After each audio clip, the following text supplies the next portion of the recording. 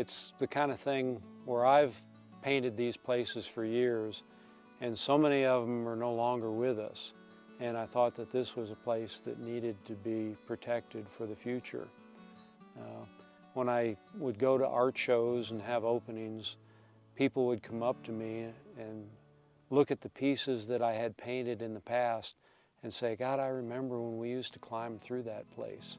And I remember, going for picnics here. And there's just so many good memories that people have of these old places that are gone. I didn't want this to be one of the ones that was no longer with us. There used to be mill frames like this all over the Black Hills, hundreds of them literally. This is the last one that's accessible to public because it's on public property. And to lose it meant the end of those things that we could go to and see. Everybody looks at historic preservation as something that is inevitable, but if we keep putting it off, it won't happen.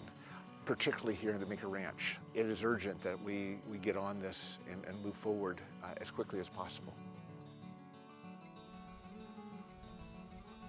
Unfortunately, a lot of people will look at this building and say, why? It's falling down. Why should we save any of it? But when it's complete, when they get to look at it then, it's going to be, wow, I never would have realized it.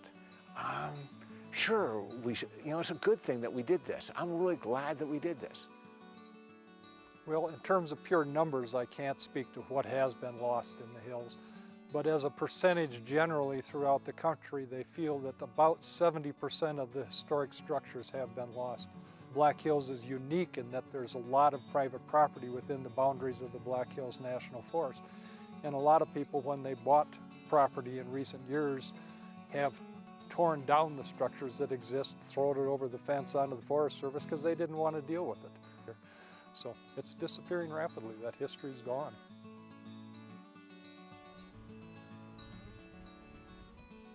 There are, but we also need volunteers to come and work on things. And in addition to that, it doesn't hurt to write the Forest Service, email the Forest Service, and our congresspeople also. The more that this is done, the more people are aware that there is support for this type of a project. People are starting to see what we're losing and are interested in saving it.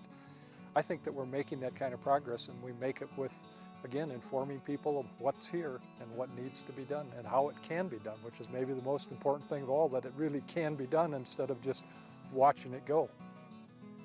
Come and get involved with us. Help us save our historic sites here. I guarantee you will enjoy it. I guarantee you'll meet some fascinating people. And I guarantee that your efforts will be worthwhile.